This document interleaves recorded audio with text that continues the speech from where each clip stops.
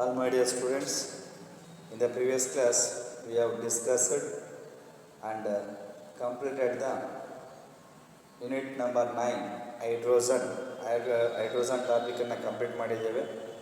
So today I am going to start the first PUC syllabus for unit number 4, chemical bonding and molecular structure. It's a very important topic, chemical bonding ಮತ್ತು molecular structure. ನಾನು start ಮಾಡ್ತಾ ಇದ್ದೀನಿ. So ಅದರಲ್ಲಿ ಫಸ್ಟಿಗೆ introduction. So bonding ಅಂದರೆ ಏನು, chemical bonding ಅಂದರೆ ಏನು, ಈ ಕೆಮಿಕಲ್ ಬಾಂಡಿಂಗಲ್ಲಿ ಎಷ್ಟು ಥರ ಕೆಮಿಕಲ್ ಬಾಂಡ್ಸ್ ಬರ್ತವೆ ಮತ್ತು ಯಾವ ಥಿಯರೀಸ್ ಬರ್ತವೆ ಎಲ್ಲದನ್ನು ಕೂಡ ಡೇಟಾ ನೋಡ್ತಾ ಹೋಗೋಣ. So first I am going to start the introduction. So chemical bonding and molecular ಸ್ಟ್ರಕ್ಚರ್ನ ಫಸ್ಟ್ ಏನಪ್ಪ ಅಂದರೆ introduction. So first of all, what is chemical bonding? Chemical bonding ಅಂದರೆ ಏನು? The attractive force holding the various constituent atoms or ions together in a molecule. ಒಂದು attractive force ಬೇರೆ ಬೇರೆ ಇರ್ತಕ್ಕಂತಹ constituents ಅಂತ ಬಟ್ ಆಟಮ್ಸ್ ಇರ್ಬೋದು ಅಥವಾ ಅಯಾನ್ಸ್ ಇರ್ಬೋದು, ಅವನ್ನ ಮಾಲಿಕ್ಯೂಲಲ್ಲಿ ಹಿಡಿದಿಟ್ಕೋಬೇಕು. ಅದನ್ನು that we can call it as the chemical bonding. ಅದಕ್ಕೆ ನಾವು ಹೇಳ್ತೀವಿ ದ ಅಟ್ರಾಕ್ಟಿವ್ ಫೋರ್ಸ್. ಇಲ್ಲಿ ಹೇಳುವಾಗ the attractive force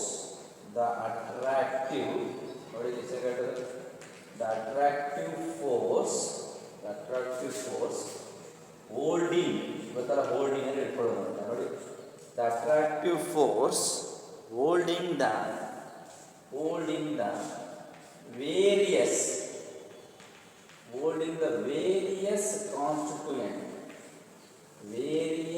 constituent atoms or ions. Sorry.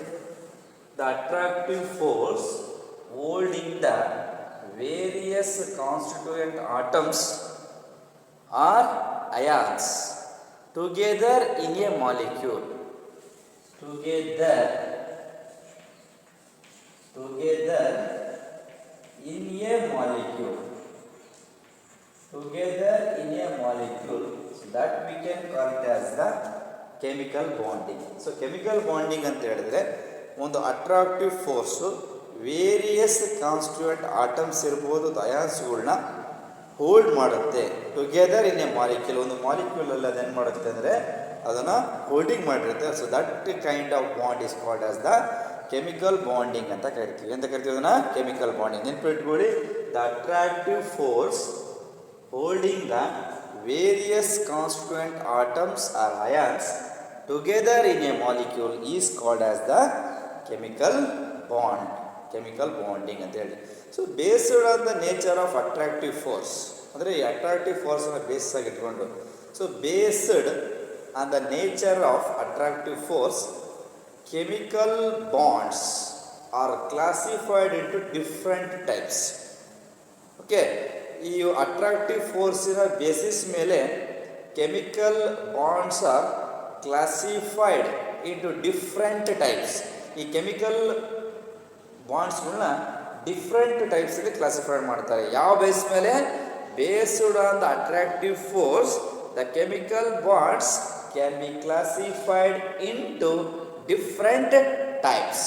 ಅದರಲ್ಲಿ ಮೊದಲನೇ ನೋಡೋದಾದ್ರೆ ಡಿಫ್ರೆಂಟ್ ಟೈಪ್ಸ್ ನೋಡೋದಾದ್ರೆ the first one is ionic bond. The first one is the ionic bond. The first one.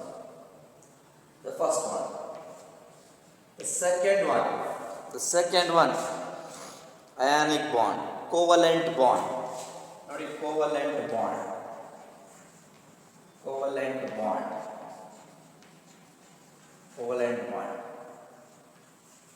Third one, ionic bond, covalent bond. Next, coordinate bond. Coordinate bond. This is also called coordinate bond. Metallic bond, hydrogen bond. Next, metallic bond. This is a metallic bond. The next is hydrogen bond.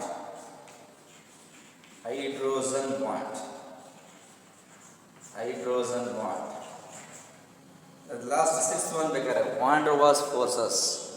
van der Waals forces. Van der Waals forces. The van der Waals forces.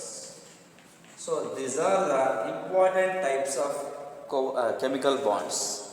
These chemical bonds can be classified based on the attractive force. Attractive ಫೋರ್ಸಿನ basis ಮೇಲೆ chemical ಬಾಂಡ್ಸ್ಗಳನ್ನ classify ಮಾಡ್ತಾರೆ.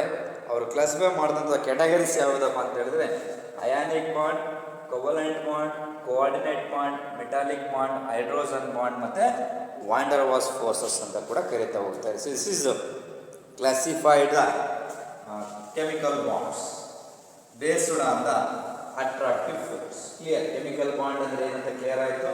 ಮತ್ತು types of ಯಾವ ಇರ್ತಾವೆ ಅಂತ ಹೇಳಿದ್ರೆ 6 types chemical ಬಾಂಡ್ಸ್ಗಳನ್ನ ನೋಡ್ತಾ ಹೋಗ್ತೀವಿ, 6 ಟೈಪ್ಸನ್ನು.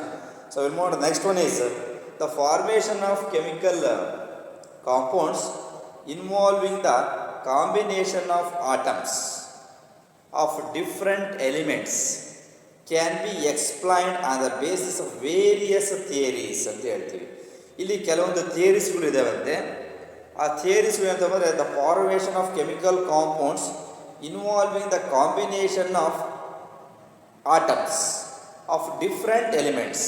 ಅಂದರೆ ಯಾವುದಾದ್ರು ಒಂದು ಕಾಂಪೌಂಡ್ ಫಾರ್ಮೇಷನ್ ಆಗುವಾಗ ಡಿಫ್ರೆಂಟ್ ಎಲಿಮೆಂಟ್ಸ್ಗಳು ಸೇರ್ಕೋಬೇಕು. ಅಂದರೆ different elements combine to form the different elements combine to form the compounds. So these compounds formation based on some of the theories.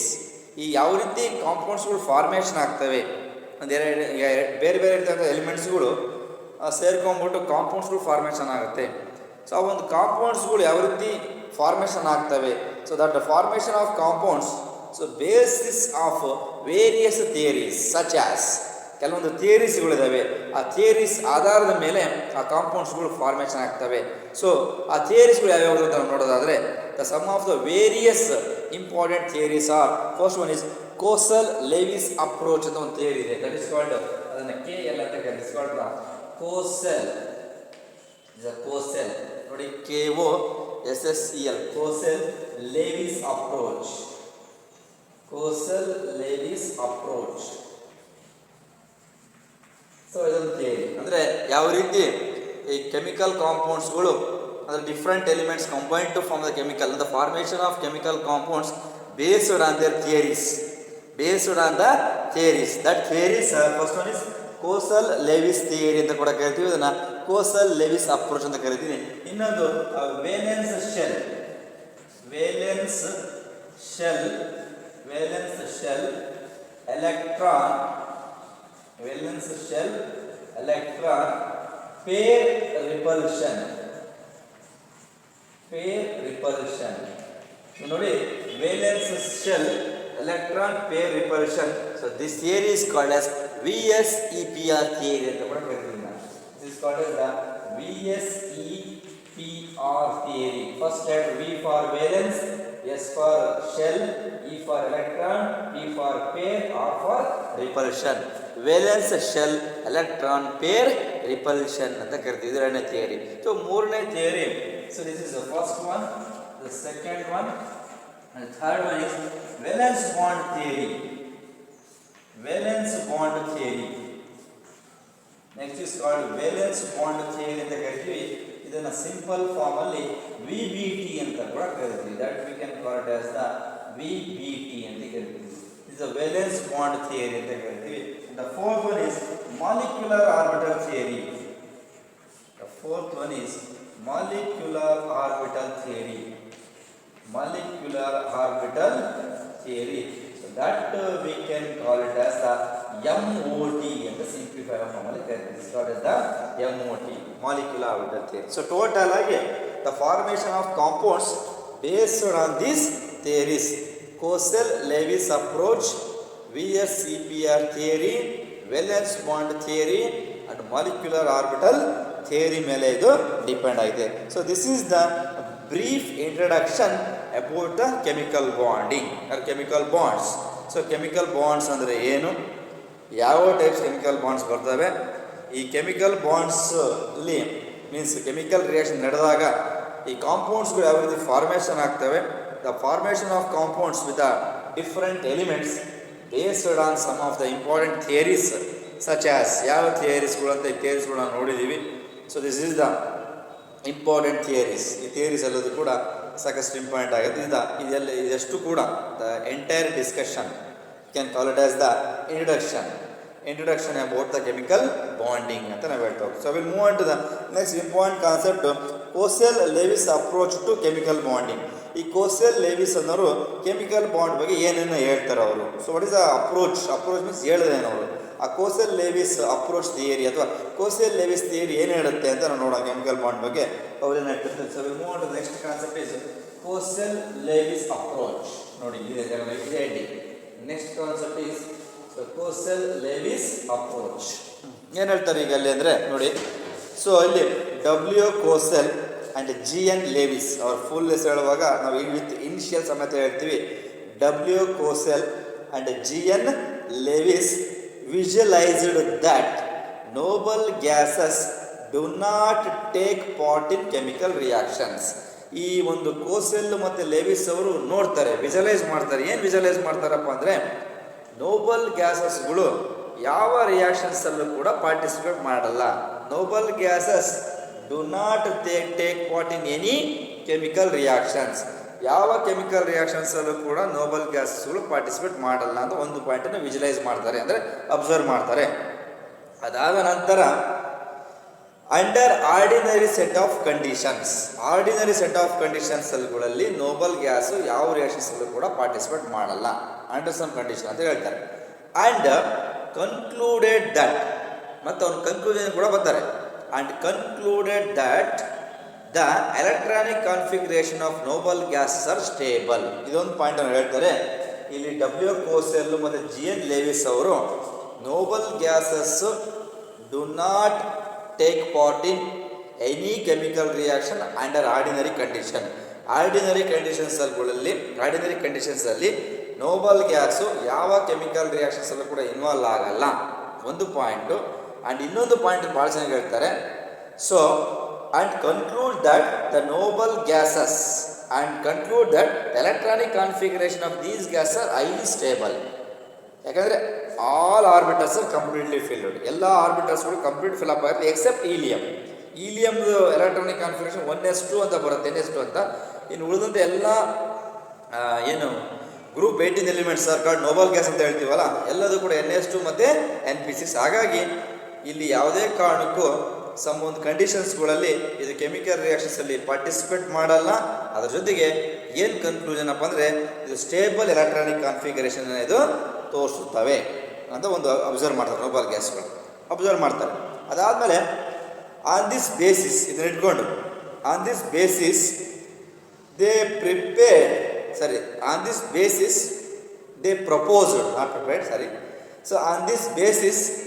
They proposed electronic theory of valency.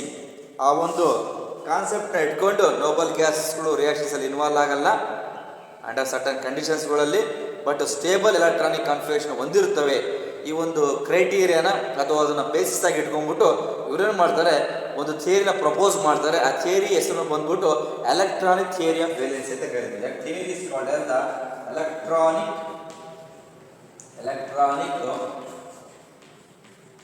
Theory of valency.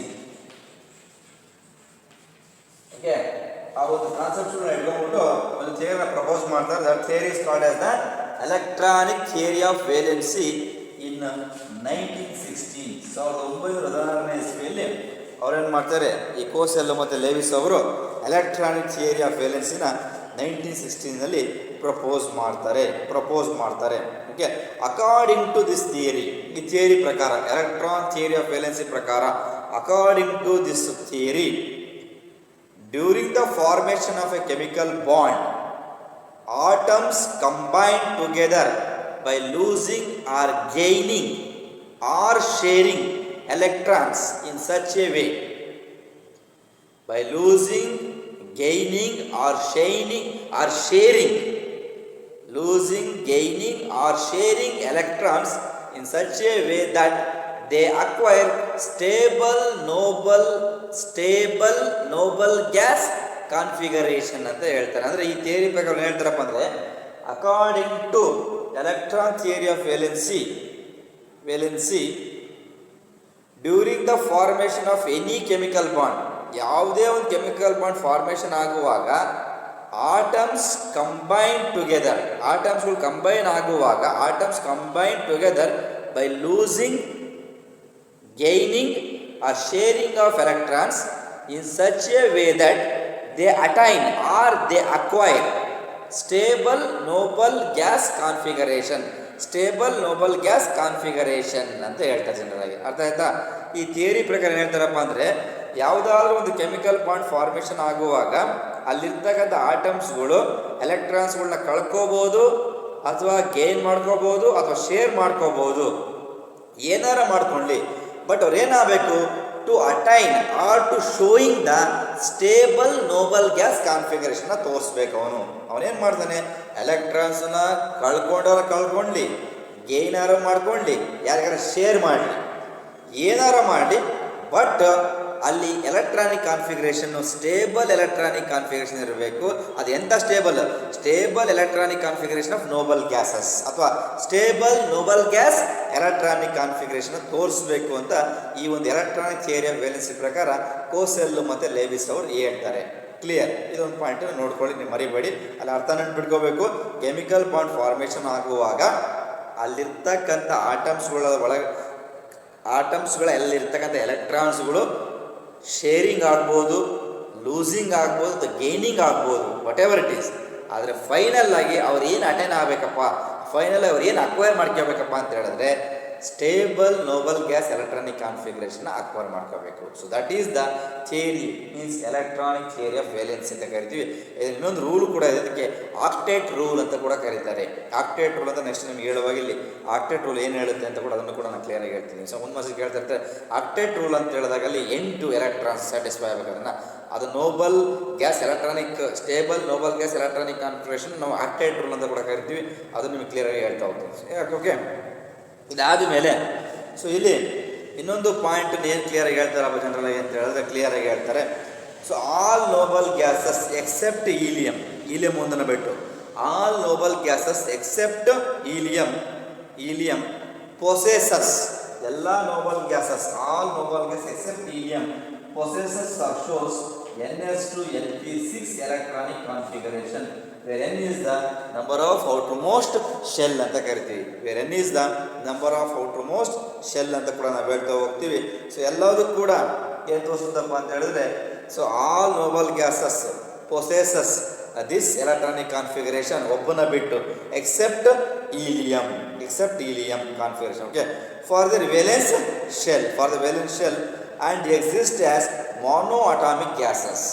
ಎಲ್ಲದೂ ಕೂಡ helium ಒಬ್ಬನ್ನ ಬಿಟ್ಟು ಬೇರೆ ಉಳಿದಂತಹ ಎಲ್ಲ Nobel ಗ್ಯಾಸಸ್ಗಳು ಈ ಒಂದು electronic configuration ತೋರಿಸುತ್ತೆ. NS2 ಮತ್ತು NP6 ತೋರಿಸುತ್ತೆ.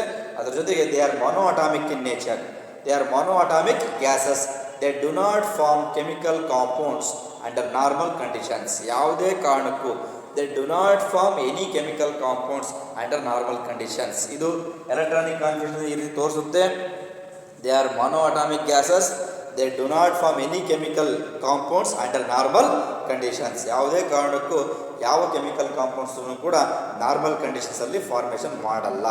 ಇದೊಂದು ಪಾಯಿಂಟ್ ಕ್ಲಿಯರ್ ಕಟ್ಟಾಗಿ ಹೇಳ್ತಾರೆ. ಇದೆಲ್ಲ ಆದಮೇಲೆ ಮತ್ತೆ ಫೈನಲ್ ಬರ್ತಾರೆ, on this basis Lewis and Kossel proposed one rule, that rule is called octet rule ಅಂತ ಕರೀತಾರೆ. It is very very important. ಎಕ್ಸಾಮಲ್ಲಿ ನಿಮಗೆ ಸಾಕಷ್ಟು ಸಲ ಒಂದು ವರ್ಷ ಕೇಳೋ ಚಾನ್ಸ್ ಇರುತ್ತೆ. On this basis Lewis and Kossel proposed octet rule ಅಂತ ಕರಿತೀವಿ ನಾವು. ಆಕ್ಟೇಟ್ ನೋಡಿ, ಆಕ್ಟಾ ಮೀನ್ಸ್ 8 ಅಂತ ಹೇಳ್ತೀವಿ, ಬಿಟ್ಕೊಡಿ. ಆಕ್ಟಾ ಅಂತ ಹೇಳಿದ್ರೆ ಅಲ್ಲಿಗೆ 8. So Lewis and Kossel on this basis following terms ನಾವು ಹೇಳಿದಲ್ಲ. ಆನ್ ದಿಸ್ ಬೇಸಿಸ್ ಅಂತ ಹೇಳಿದ್ರೆ ಎಲೆಕ್ಟ್ರಾನಿಕ್ ಥಿಯರಿ ಆಫ್ ವೇಲೆನ್ಸಿನ ಬೇಸ್ಡ್ ಆಗಿ ಇಟ್ಕೊಂಡು ಈ ಕೋಸೆಲ್ ಲೇವಿಸ್ ಅವರು ಮತ್ತೊಂದು ರೂಲ್ನ ಪ್ರಪೋಸ್ ಮಾಡ್ತಾರೆ. That rule is called as the octet rule ಅಂತ ಕರಿತಾ ಹೋಗ್ತೀವಿ. So during the formation of a general ಆಗಿ clear, okay, during the formation of molecule clear ಇರಲಿ. ಇಲ್ಲಿ on this basis Lewis and ಕೋಸೆಲ್ proposed octet rule which state that, ಇದೇನು ಹೇಳುತ್ತೆ, which state that during the formation of a molecule an atom of a particular element gains, loses or shares electrons until it acquires a stable configuration of 8 electrons in its valence shell. In its valence shell. Clear? ಎಷ್ಟು ಚೆನ್ನಾಗಿ ಹೇಳ್ತಾನಪ್ಪ ಅಂತ ಹೇಳಿದವರು ಅದನ್ನು ಗೊತ್ತಿಲ್ಲ. During the formation of A molecule, ಒಂದು molecule formation ಆಗುವಾಗ an atom of a particular element, ಒಂದು molecule formation ಆಗುವಾಗ ಮಾಲಿಕ್ಯೂಲ್ಸ್ ಒಳಗಡೆ ಯಾರಿರ್ತಾರೆ? ಆಟಮ್ಸ್ ಇರ್ತಾರೆ ತಾನೆ. During the formation of molecule an atom of a particular element, ಮಾಲಿಕ್ಯೂಲ್ಸ್ನ ಒಳಗಡೆ ಆಟಮ್ಸ್ ಬರುತ್ತೆ, ಆಟಮ್ಸ್ ಒಳಗಡೆ ಎಲಿಮೆಂಟ್ಸ್ ಬರುತ್ತೆ. ಅದಕ್ಕೆ ಅವ್ರು ಕ್ಲೀನಾಗಿ ಹೇಳ್ತಾರೆ, during the formation of molecule an atom of a particular element gains, loses or shares electron until it acquire a stable configuration of 8 electrons in its valence shell. So that is called 8 ಅಂತ ಹೇಳಬೇಕು, octet rule ಅಂತ ಕರೀತಾರೆ. ನಾವು ಹೇಳಬೇಕಂದ್ರೆ ಒಂದು molecule formation ಆಗುವಾಗ ಆ ಮಾಲಿಕ್ಯೂಲಿನ ಒಳಗಡೆ ಇರ್ತಕ್ಕಂಥ ಆಟಮಿನ ಪರ್ಟಿಕ್ಯುಲರ್ ಎಲಿಮೆಂಟ್ ಎಲೆಕ್ಟ್ರಾನ್ಸನ್ನು ಕಳ್ಕೊಳ್ಳಿ, ಎಲೆಕ್ಟ್ರಾನ್ಸನ್ನು ಗೇನ್ ಮಾಡ್ಕೊಳ್ಳಿ, ಅಥವಾ ಎಲೆಕ್ಟ್ರಾನ್ಸನ್ನು ಹಂಚಿಬಿಡ್ಲಿ, ಶೇರ್ ಮಾಡಲಿ, ಏನಾರ ಮಾಡ್ಕೊಳ್ಳಿ. ಆದರೆ ಅದೇನು ಮಾಡಬೇಕಂತೆ ಫೈನಲ್ ಆಗಿ ಎಲ್ಲಿ ತನಕ? Until it acquires stable electronic configuration and also contains 8 electrons in the valence shell. Stable electronic configuration ಇರಬೇಕು. Stable noble gas electronic configuration ಜೊತೆಗೆ 8 electrons in its valence shell. So that we can call it as the octet rule ಅಂತ ಕರಿತಾ ಹೋಗ್ತೀನಿ. ನೆನ್ಪಿಟ್ಕೊಳ್ಳಿ. So during the formation of A molecule an atom of a particular element loses, gains or shares electrons until it acquire a stable noble gas electronic configuration and also contains 8 electrons in its valence shell ಅಂತ ಕರೀತಾರೆ. ಅವರು ಕಳ್ಕೊಳ್ಳಿ, share ಮಾಡಲಿ, gain ಮಾಡಲಿ, ನಮಗೆ ಗೊತ್ತಿಲ್ಲ. Final ಆಗಿ noble gas configuration, stable noble gas ಕಾನ್ಫಿಗರೇಷನ್ಗೆ reach ಆಗಬೇಕು. ಅದರ ಜೊತೆಗೆ ವೇಲೆನ್ಸ್ ಶೆಲ್ಲಲ್ಲಿ 8 electrons ಇರಬೇಕು. So finally it contains 8 electrons in the valence shell. So that rule is called as the octet rule ಅಂತ ಕರೀತಾರೆ. ಆಕ್ಟಾ ಮೀನ್ಸ್ 8 ಅಂತ ಕರಿತೀವಿ. Clear? So is very important rule. ಸಲ ಎಕ್ಸಾಮಲ್ಲಿ ನಿಮಗೆ ಒಂದು ಮಸ್ತ್ ಕೇಳ್ತಾ ಇರ್ತಾರೆ, ಅದನ್ನು ಕ್ಲಿಯರ್ ನೋಡ್ಕೊಂಡ್ರೆ ವೆಲ್ ಅಂಡ್ ಗುಡ್. ಇದನ್ನ ಸೊ ಕೋಸೆಲ್ ಲೇವಿಸ್ ಅಪ್ರೋಚ್ ಅವರ ಪಾಯಿಂಟ್ನ ಕ್ಲಿಯರ್ ಆಗಿ ಹೇಳ್ತಾರೆ. ಅದು ನಮಗೆ ಗೊತ್ತಿಲ್ಲ. ಒಂದು ಮಾಲಿಕ್ಯೂಲ್ ಫಾರ್ಮೇಷನ್ ಆಗುವಾಗ ಆ ಮಾಲಿಕ್ಯೂಲ್ ಇರ್ತಕ್ಕಂಥ ಆಟಮ್ಸ್ ಒಳಗಡೆ ಇರ್ತಕ್ಕಂಥ ಎಲಿಮೆಂಟು ಎಲೆಕ್ಟ್ರಾನ್ಸನ್ನು ಕಳ್ಕೋಬಹುದು, ಎಲೆಕ್ಟ್ರಾನ್ಸನ್ನು ಗಳಿಸ್ಕೋಬಹುದು, ಅಥವಾ ಎಲೆಕ್ಟ್ರಾನ್ಸನ್ನು ಹಂಚಬಹುದು, ಏನೇ ಆಗಿರಲಿ. ಆದರೆ ಎಲೆಕ್ಟ್ರಾನ್ಸನ್ನು ಕಳ್ಕೊಳ್ಳಿ, ಗೇನರ್ ಮಾಡ್ಕೊಳ್ಳಿ, ಶೇರನ್ನ ಮಾಡಲಿ, ಬಟ್ ಅವ್ರು ಫೈನಲ್ ಆಗಿ ಏನಾಗಬೇಕಪ್ಪ ಅಂತ ಹೇಳಿದ್ರೆ ಅವ್ರು ಫೈನಲ್ ಆಗಿ stable noble gas configuration reach ಆಗಬೇಕು. ಅದರ ಜೊತೆಗೆ 8 electronsನ್ನು ವೇಲೆನ್ಸ್ ಶೆಲ್ಲಲ್ಲಿ ತೋರಿಸ್ಬೇಕು ಅವರು. It contains 8 electrons in the valence shell. ಆಗಿದ್ದರೆ ಮಾತ್ರ ಯಾವ ರೂಲ್ ಬರುತ್ತದೋ this is called as the octet rule. Octet ರೂಲ್ನ ಏನು ಹೇಳುತ್ತಪ್ಪ ಅಂದರೆ only octa means 8 electrons in the valence shell. So valence ಶೆಲ್ಲಲ್ಲಿ 8 electrons ಇದ್ದರೆ ಮಾತ್ರ ಅದು octet. Octa means 8. So 8 electrons in the valence shell during the formation of molecule by losing or gaining or sharing of electrons in an atom or element ಅಂತ ಕೂಡ ನಾವು ಹೇಳ್ತಾ ಹೋಗ್ತೀವಿ. So this is the octet rule ಅಂತ ಕೂಡ ಕರಿತಾ ಹೋಗ್ತೀವಿ. ಇದನ್ನು ಕೋಸೆಲ್ ಮತ್ತು ಲೇವಿಸ್ ಅವರು ಹೇಳ್ತಾ ಹೋಗ್ತೀವಿ. ಇದೆಲ್ಲ ನೋಡಿದ ಮೇಲೆ ಒಂದು ಪರ್ಟಿಕ್ಯುಲರ್ ಡಾಟಾ ಇದೆ, ಅದೊಂದು ಡಾಟಾನ ನೋಡ್ತಾ ಹೋಗೋಣ. ಲೇವಿಸ್ ಸಿಂಬಲ್ ಆ್ಯಂಡ್ ವೇಲಿಯನ್ಸಿ ಆಫ್ ಎಲಿಮೆಂಟ್ಸ್ ಯಾವ ರೀತಿ ಬರುತ್ತೆ ಅದನ್ನು ನಿಮ್ಗೆ ತೋರಿಸ್ಬಿಡ್ತೀನಿ. ಸೊ ಅಷ್ಟಾದರೆ ಅಲ್ಲಿಗೆ ಲೇವಿಸ್ ಮತ್ತು ಕೋಸೆಲ್ ಲೇವಿಸ್ ಅಪ್ರೋಚ್ ಮುಗಿದೆ. ಅವೆಲ್ಲ move next first point ionic ಬಾಂಡನ್ನು ತೊಗೊಳ್ತಾ ಹೋಗೋಣ. 4 ಬಾಂಡನ್ನು ಕೂಡ ಸ್ಟಡಿ ಮಾಡಬೇಕು. ಈ ಟಾಪಿಕ್ ಲೆಂತಿ ಟಾಪಿಕ್ ಇದು. ಇಟ್ ಟೇಕ್ಸ್ 8 to 10 hours ಬೇಕಾಗುತ್ತೆ. ಸೊ ತೊಂದರೆ ಇಲ್ಲ. ಈ ಟಾಪಿಕಲ್ಲಿ ಯಾವ ಸಿಲೆಬಸ್ಸನ್ನು ಕೂಡ ಅವರು ಡಿಲೀಟ್ ಮಾಡಿಲ್ಲ. ಎಂಟೈರ್ ಟಾಪಿಕ್ ಎಸ್ ಇಟ್ಟಿದ್ದಾರೆ. ಈ ಟಾಪಿಕಲ್ಲಿ ನಿಲ್ ಅಂತ ತೋರಿಸಿದ್ದಾರೆ. ಹಾಗಾಗಿ 30% ಆಫ್ ದ ಸಿಲೆಬಸ್ ರೆಡ್ಯೂಸ್ ಮಾಡಿದ್ದಾರೆ. ಆದರೆ ಈ ಟಾಪಿಕಲ್ಲಿ ಮಾತ್ರ ಯಾವುದು ಕೂಡ ಯಾವ ಕಾನ್ಸೆಪ್ಟನ್ನು ಕೂಡ ಡಿಲೀಟ್ ಮಾಡಿಲ್ಲ, ಎಸ್ ಇಟ್ ಈಸ್ ಹಾಗೆ ರಿಟರ್ನ್ ಮಾಡಿದ್ದಾರೆ. ಆ ಒಂದು ಕಾರಣಕ್ಕೋಸ್ಕರ so lengthy topic. It takes nearly ಒಂದು 8 hours ಅಂತ ಬೇಕಾಗುತ್ತೆ ಜನರಲ್. ಓಕೆ, ನೋಡೋಣ ಇಲ್ಲಿ. So Lewis symbol and valency of elements. Next Lewis symbol and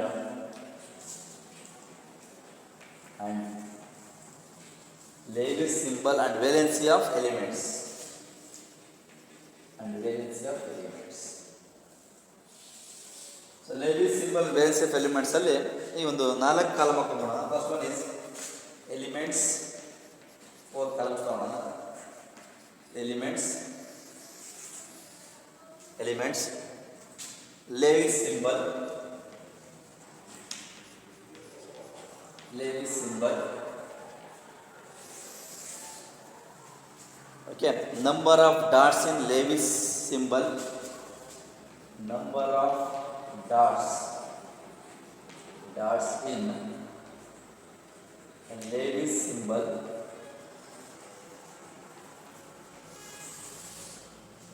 number of dots in Lewis symbol. Next valency,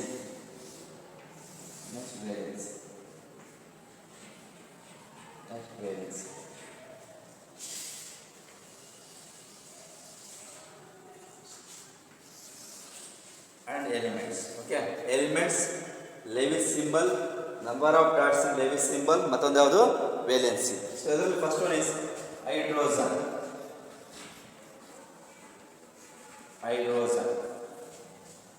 hydrogen Lewis symbol ಯಾವುದು ಬರುತ್ತೆ? Just dot, this dot. Okay, number of dots in Lewis symbol is 1.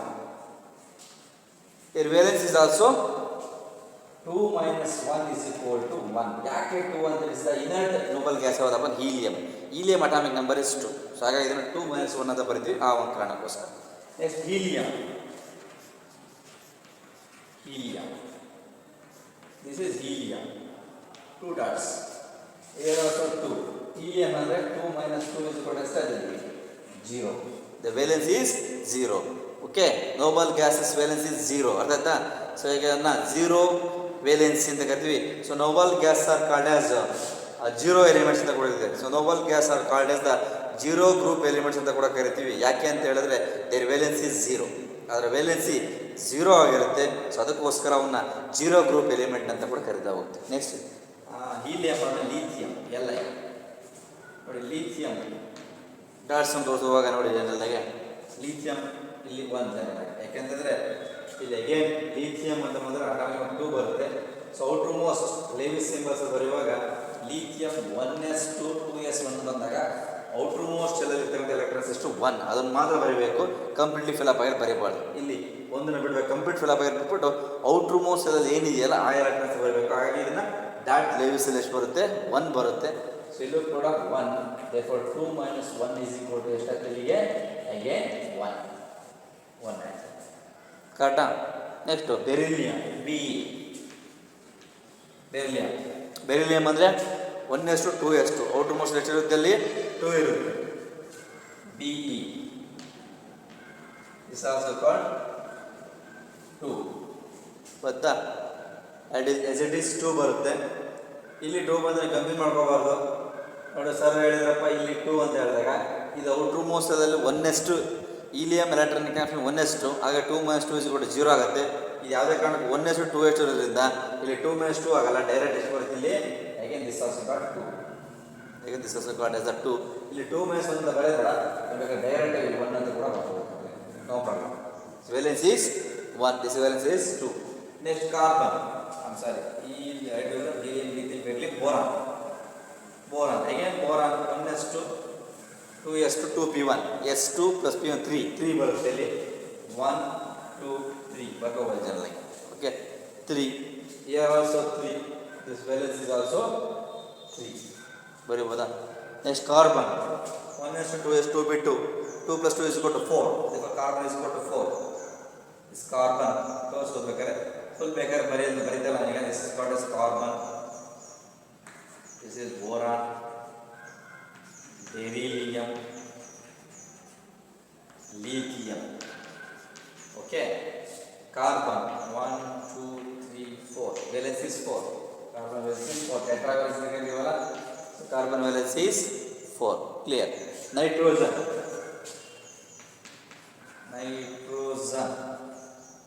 n 1s2 2s2 2p3 ಅಲ್ಲಿ 2 plus 3 is equal to 5. 2 plus 3 is equal to 5. Clear? 2 plus 3 is equal to 5. Octet 5 nearest ಯಾವುದು? 2 ಜಾಸ್ತಿ ತಾನೆ. Helium 2, ನಿಯಾನಿಸ್ ಅದಕ್ಕೆ ಹತ್ರ octet rule certify ಆಗ್ತಾನೆ. Octet rule ಆಕ್ಟಾ ಅಂದ್ರೆ ಎಷ್ಟು 8 electrons. ಈಗ ಔಟ್ರ್ ಮೋಸ್ಟಲ್ಲಿ ಎಷ್ಟು ಎಲೆಕ್ಟ್ರಾನ್ಸ್ ಇದೆ ಈಗ ನೋಡಿ. ಇಲ್ಲಿ for example nitrogen 1s2 2s2 2p3 7 outermost ಎಷ್ಟಿದೆ 2 + 3 5. ಆಕ್ಟೇಟ್ ರೂಲ್ ಅಂದರೆ ಎಷ್ಟು 8. 8ರಲ್ಲಿ 5 ಅಂದರೆ ಎಷ್ಟು 3. ಆಗ ಏನು ಬರಬೇಕಲ್ಲಿ 3. ಸೊ ನೈಟ್ರೋಜನ್ ಬರಬೇಕು ಇಲ್ಲಿ 1 2 3. ಅರ್ಥ ಹೇಳ್ತಿರೋದು ವಸ್ತು ಬರೆಯಂಗಿಲ್ಲ. It's electronic configurations 1s2 2s2 2p3 but outermost shell consisting of 5 electrons. Valence ಅಲ್ಲಿ 5 ಎಲೆಕ್ಟ್ರಾನ್ಸ್ ಇದೆ. 2 + 3 5 ಇದೆ. 5ನೂ ಬರೆಯಂಗಿಲ್ಲ. ಯಾಕೆ ಅಂತ ಹೇಳಿದ್ರೆ ಆಕ್ಟೇಟ್ ರೂಲ್ 8 ಎಲೆಕ್ಟ್ರಾನ್ಸ್.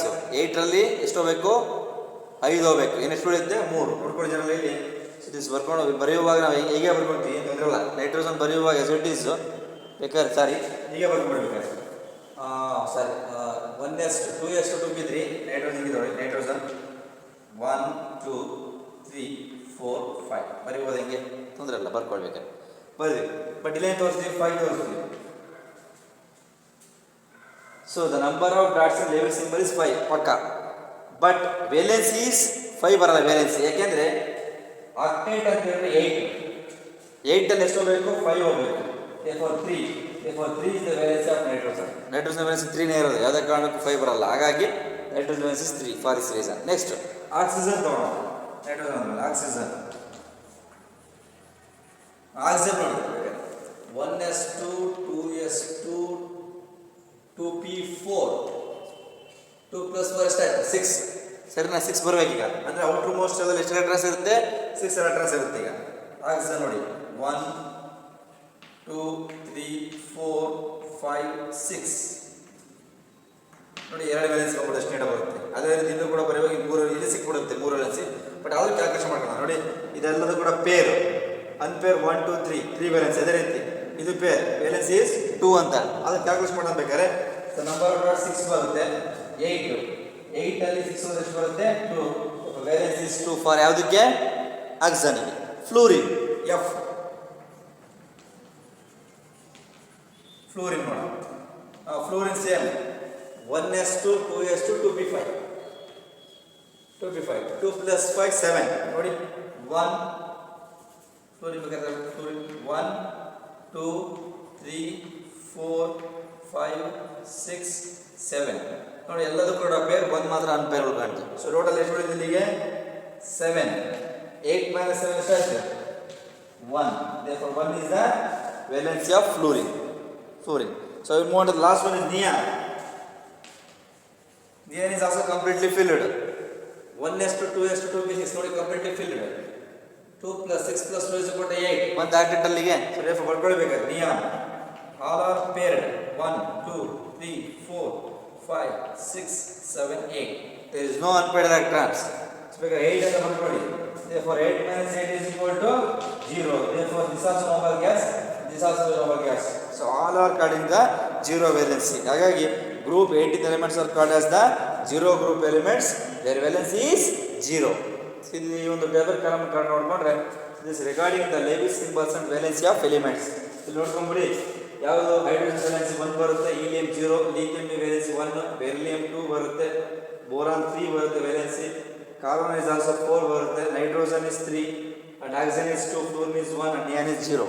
ಸೊ ಇದೆಲ್ಲದೂ ಕೂಡ ವ್ಯಾಲೆನ್ಸಿ ಕ್ಲಿಯರ್ ಕಟ್ ನಮಗೆ ಇಲ್ಲಿ ಹೇಳ್ತಾ ಹೋಗ್ತಾರೆ. That's all. This is the label symbols and valency of elements. ಈ ಟೇಬಲ್ ಕಾಲಮ್ನ ಸ್ವಲ್ಪ ನೀವು ಅಬ್ಸರ್ವ್ ಮಾಡಿದ್ರೆ ನಿಮ್ಗೆ ಕ್ಲಿಯರ್ ಕಟ್ಟಾಗಿ ಗೊತ್ತಾಗುತ್ತೆ. ಸೊ ಅದೊಂದು ಪಾಯಿಂಟ್ ಬಿಟ್ಕೊಳ್ಳಿ. ಇಲ್ಲಿ ಇನ್ನೊಂದು ನಿಮಗೆ ಕ್ಲಿಯರ್ ಆಗ್ಬೋದು. ಇನ್ನೊಂದು ಕೂಡ ಕೇಳ್ತಾ ಹೋಗ್ಬೋದು ಜನರಾಗಿ. ಇಲ್ಲಿ 4 ಇದೆ, ಇಲ್ಲೂ ಕೂಡ 4 ಇದೆ, ಈ 4 ಇದೆ. ಯಾಕೆ 8 - 4 ಮೈನಸ್ ಮಾಡಬಾರ್ದು ಅಂತ ಕೇಳ್ಬೋದು ಜನರಾಗಿ. 4 ಎಲೆಕ್ಟ್ರಾನ್ಸ್ ಜಾಸ್ತಿ ಇದ್ರೆ ಮಾತ್ರ, ಮೋರ್ ದೆನ್ 4 ಇದ್ದಾಗ ಮಾತ್ರ ನಾವು 8 - 5 ಮಾಡ್ತೀವಿ. ಎಲ್ಲ ಅನ್ಪೇಯ್ಡ್ ಇದೆ, ಎಷ್ಟು ಕೂಡ ಅನ್ಪೇಯ್ಡ್ ಇದೆ, ಎಲ್ಲದೂ ಕೂಡ ಅನ್ಪೇಯ್ಡ್ ಇದೆ. ಇದು ಕೂಡ ಪೇರ್ ಅಂತ ಹೇಳ್ತೀವಿ. ಬಟ್ ಬರೆಯುವಾಗ ತೊಂದರೆ ಇಲ್ಲ ಬೇಕು. ಇಲ್ಲಿ ನೋಡಿ ಪೇರ್ ಇದೆ, ಇಲ್ಲಿ ಡಾಟ್ಸನ್ನು ಬರೆಯುವಾಗ ಬೇರೆ ನಿಮಗೆ ಈ ರೀತಿ ಕೊಟ್ಟರೆ ಏನು ತೊಂದರೆ ಇಲ್ಲ, ಈ ರೀತಿ ಕೊಟ್ಟರು ತೊಂದರೆ ಇಲ್ಲ. ಸೊ ಹಾಗಾಗಿ ಸೊ ಆ ಒಂದು ಕಾರಣಕ್ಕೋಸ್ಕರ ಕಾರ್ಬನ್ ತನಕ ಮಾತ್ರ 4 ತೋರಿಸ್ತೀವಿ. ಅದಾದಮೇಲೆ ಇಲ್ಲಿ ಬರೆಯುವಾಗ ವೇಲೆನ್ಸಿನ ಏನು ಮಾಡ್ತೀವಪ್ಪ ಅಂದರೆ, ಸೊ ಇಲ್ಲಿ ಔಟ್ರ್ ಮೋಸ್ಟ್ ಅಂದರೆ ಎಷ್ಟು ಎಲೆಕ್ಟ್ರಾನ್ಸ್ ಇದೆ, ಎಲೆಕ್ಟ್ರಾನ್ಸ್ ಅಂತ ತೊಗೊಂಡ್ಬಿಟ್ಟು ಏನು ಬರ್ತದೆ ಅದನ್ನು 8 ಮೈನಸ್ ಮಾಡ್ತೀವಿ. 8 ಯಾಕೆ ತೊಗೋಬೇಕಂದ್ರೆ ಇದು ಆಕ್ಟೇಟ್ ರೂಲ್ ಅಂತ ಕರಿತೀವಿ. ಆಕ್ಟಾ ಅಂದರೆ ಎಷ್ಟು ಬರುತ್ತೆ 8, ಹಾಗಾಗಿ 8 ಎಲೆಕ್ಟ್ರಾನ್ಸ್. ಸೊ 8 ಎಲೆಕ್ಟ್ರಾನ್ಸನ್ನು ಔಟ್ರು ವೇಲೆನ್ಸ್ ಎಲೆಕ್ಟ್ರಾನ್ಸನ್ನು ಮೈನಸ್ ಮಾಡಬೇಕು. ಸೊ ಹಾಗಾಗಿ ಆ ಒಂದು ಕಾರಣಕ್ಕೋಸ್ಕರ 8 ತೊಗೊಂಡ್ವಿ. 8 ಅಂತ ಹೇಳಿದ್ರೆ ಆಕ್ಟಾ ಮೀನ್ಸ್ ಆಕ್ಟೇಟ್, ಅದಕ್ಕೋಸ್ಕರ ಅದನ್ನು 8 ನಂಬರ್ನ ನಾವು ಕನ್ಸಿಡರೇಷನ್ ಮಾಡ್ಕೊತಾ ಹೋಗ್ತೀವಿ. ಇದೊಂದು ಟೇಬಲ್ ನಿಮಗೆ ಗೊತ್ತಿರಲಿ, ಅಂತ ಹೇಳಿ. So this is the introduction ಮತ್ತು ಕೋರ್ಸಲ್ ಲೇವಿಸ್ ಅಪ್ರೋಚ್ ಫಾರ್ ಕೆಮಿಕಲ್ ಬಾಂಡಿಂಗ್ ಮತ್ತು ಆಕ್ಟೇಟ್ ರೂಲ್, ಟೇಬಲ್ ಕಾಲಂತ ಲೇವಿಸ್ ಸಿಂಬಲ್ಸ್ಗಳು ಮತ್ತು ಎಲ್ಲದರ ಕೂಡ ನಮಗೆ ನಿಮಗೆ ಎಕ್ಸಾಮಲ್ಲಿ ಕೇಳ್ಬೋದು. ರೈಟ್ ಲೇವಿಸ್ ಸಿಂಬಲ್ ಅಂತ ಕೇಳಿದಾಗ ಯಾವುದೇ ಒಂದು ಎಲಿಮೆಂಟ್ ಕೊಟ್ಟರು 10ರಲ್ಲಿ ಸಾಕು ನೆನ್ಪಿಟ್ಕೊಳ್ಳಿ. ಅಟಾಮಿಕ್ ನಂಬರ್ 1 ಇಂದ 10 ತನಕ ನೆನ್ಪಿಟ್ಕೊಂಡ್ರೆ ಸಾಕು. ಹೈಡ್ರೋಜನ್ನಿಂದ ಅಪ್ ಟು ನಿಯರ್ ತನಕ ನೀವು ನೆನ್ಪಿಟ್ಕೊಂಡ್ರೆ ಎಲ್ಲ ಅಂತ ನಾವು ಮಾಡ್ತಿದ್ದೇವೆ. Okay, this is the Kossel and Lewis approach. I will move on to the next concept is ionic bond or electrovalent bond ಅಂತ ನೋಡೋಣ. ಫಸ್ಟ್ ಒಂದು ಬಾಂಡ್, ಈ ಕೆಮಿಕಲ್ ಬಾಂಡಿಂಗಲ್ಲಿ ಮೊದಲನೇ ಬಾಂಡ್ ಬಂದ್ಬಿಟ್ಟು ionic bond or electrovalent bond ಅಂತಿದೆ. ಅದನ್ನು ಒಂದು study ಮಾಡ್ಬಿಡೋಣ ಜನರಿಗೆ. First one is called ionic bond. Ionic bond or electrovalent bond. Ionic bond or electrovalent bond ಅಂತ ಕೂಡ ಕರೀತೀವಿ. ಅಂತ ಹೇಳಿದ್ವಿ, you can call it as ionic bond or electrovalent bond ಅಂತ ಹೇಳ್ತೀವಿ. So how to define ionic bond or electrovalent bond ಅಂತ ಹೇಳಿದ್ರೆ, so ionic bond is formed by the complete transfer of one or more electrons from valence shell of one atom to the valence shell of the other atom. ನೆನ್ಪಿಟ್ಕೊಂಬಿಡಿ, ionic bond is formed by the complete transfer of one or more electrons. ನೆನ್ಪಿಟ್ಕೋಬೇಕು, ionic bond or electrovalent bond is formed by the complete transfer of one or more electrons from valence shell of one atom to the valence shell of the other atom ಅಂತ ಕರೀತಾರೆ. Okay, ಈ ionic bond formation ಆಗುವಾಗ ಹೆಂಗಪ್ಪ ಅಂತ ಹೇಳಿದ್ರೆ, ಒಂದು ಅಥವಾ ಒಂದಕ್ಕಿಂತ ಜಾಸ್ತಿ ಎಲೆಕ್ಟ್ರಾನ್ಸ್ಗಳು ಕಂಪ್ಲೀಟಾಗಿ ಟ್ರಾನ್ಸ್ಫರ್ ಆಗುತ್ತೆ. ಯಾವಾಗ ಒಂದು ವೇಲೆನ್ಷಿಯಲ್ ಆಟಮಿಂದ ಇನ್ನೊಂದು ವೇಲೆನ್ಷಿಯಲ್ ಆಟಮಿಗೆ ಟ್ರಾನ್ಸ್ಫರ್ ಆಗುತ್ತೆ. That we can call it as the ionic bond ಅಂತ ಕೂಡ ಅವ್ರು ಹೇಳ್ತಾ ಹೋಗ್ತಾರೆ ಒಂದು ಪಾಯಿಂಟಲ್ಲಿ. ನೆಕ್ಸ್ಟ್, ಎನ್ಸ್ during ionic bond formation one atom loses electrons while the other atom gains electrons. ಇದೊಂದು ಪಾಯಿಂಟ್ ನೆನಪಲ್ಲಿ ಇಟ್ಕೊಂಡ್ಬಿಡಿ ಕ್ಲಿಯರ್ ಆಗಿ. Complete transfer of one or more electrons from valence shell of one atom to the valence shell of other atom. During the formation of this bond one atom loses electron and one atom gains electron. ಈ ಒಂದು ionic bond formation ಆಗುವಾಗ ಒಬ್ಬರು ಎಲೆಕ್ಟ್ರಾನ್ಸನ್ನು ಕಳ್ಕೊಳ್ತಾರೆ, ಇನ್ನೊಬ್ರು ಎಲೆಕ್ಟ್ರಾನ್ಸನ್ನು ಗಳಿಸ್ಕೊಳ್ತಾರೆ. ಅದಕ್ಕೆ one atom loses electron and one atom gains electron during the formation of ionic bond. Ionic bond formation ಆಗುವಾಗ ಒಬ್ಬರು ಎಲೆಕ್ಟ್ರಾನ್ಸನ್ನು ಕಳ್ಕೊಳ್ತಾರೆ, ಇನ್ನೊಬ್ರು ಎಲೆಕ್ಟ್ರಾನ್ಸನ್ನು ಗಳಿಸ್ಕೊಳ್ತಾರೆ. ಕಳ್ಕೊಳ್ಳೋದಕ್ಕೆ loses electron ಅಂತ ಕರಿತೀವಿ, ಗೈನ್ ಅಂತ ಹೇಳಿದಾಗ ಗಳಿಸ್ಕೊಳ್ಳೋದಕ್ಕೆ ಅಂತ ಪಾಯಿಂಟ್ಸನ್ನು ಕ್ಲಿಯರ್ ಕಟ್ಟಾಗಿ ಹೇಳ್ಕೋಬೋದು ಅಂತ. So this is one. And hence ionic bond can be defined as, ಇಷ್ಟೆಲ್ಲ ಕಾನ್ಸೆಪ್ಟ್ ಇಟ್ಕೊಂಡಿದ್ದೀವಿ. ನೀವು ಎಲ್ಲ ಜನರಲಾಗಿ ಹೇಳ್ತೀವಿ ನಾನು, complete transfer of one or more of electrons from valence shell of one atom to another atom ಅಂತ ಹೇಳ್ಕೊಂಡು, ಅದ್ರ ಜೊತೆ during this bond formation one atom lose electron one atom gains ಅಂತ ಹೇಳಿದ್ವಿ. ಇಷ್ಟೆಲ್ಲ ಬಿಟ್ಬಿಡಿ. How to define ionic bond? Hence ionic bond can be defined as the electrostatic force of attraction. Ionic bond is defined as the electrostatic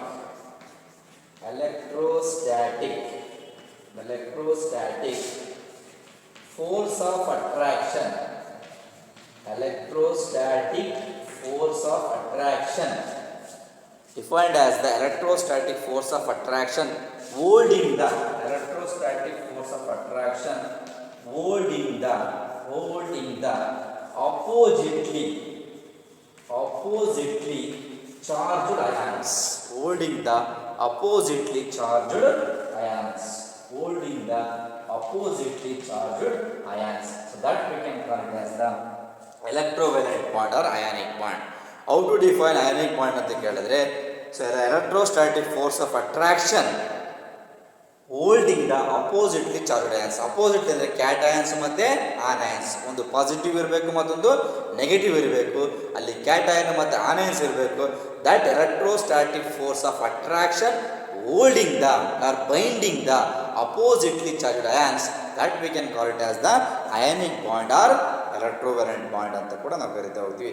ಅದೊಂದು example ನಾವು ನೋಡೋದಾದರೆ, consider the formation of sodium chloride, electronic configuration of sodium and chlorine are ಅಂತ ಹೇಳ್ತಾರೆ. ಅಂದರೆ ಇದನ್ನು ನೋಡ್ಬೇಕಂದ್ರೆ, consider the formation of sodium chloride, the electronic configuration of sodium is Na ಅಂತ ತಗೋಣ. ಸೋಡಿಯಂನ ಇಟ್ಸ್ ಜನರಲ್ ಸೋಡಿಯಂ ನ ಅಟಾಮಿಕ್ ನಂಬರ್ ಈಸ್ 11. ಕ್ಲಿಯರ್? 11 ಅಂತ ನಾನು ಬರ್ಕೊಂಡಿದ್ದೀನಿ. It's 1s2 2s2 2p6 3s1. Outermost ಸೆಲ್ಲಲ್ಲಿ ಒಂದು ಎಲೆಕ್ಟ್ರಾನ್ ಇದೆ ಅಂತ ಇಟ್ಕೊಳ್ಳಿ. ಇದು ನೀವು ಕೂಡ ಬರೀಬೋದು. 2 8 1 ನೋಡಿ, 2 ಇಲ್ಲಿ ಇದೊಂದು ಇಲ್ಲೊಂದು 8 1 2 8 1 ಅಂತ ಕೂಡ ಬರ್ಕೋಬೋದು ಜನ, ಯಾಕಂದರೆ ಆಕ್ಟೇಟ್ ರೂಲ್ ಹೇಳುವಾಗ. ಕ್ಲಿಯರ್?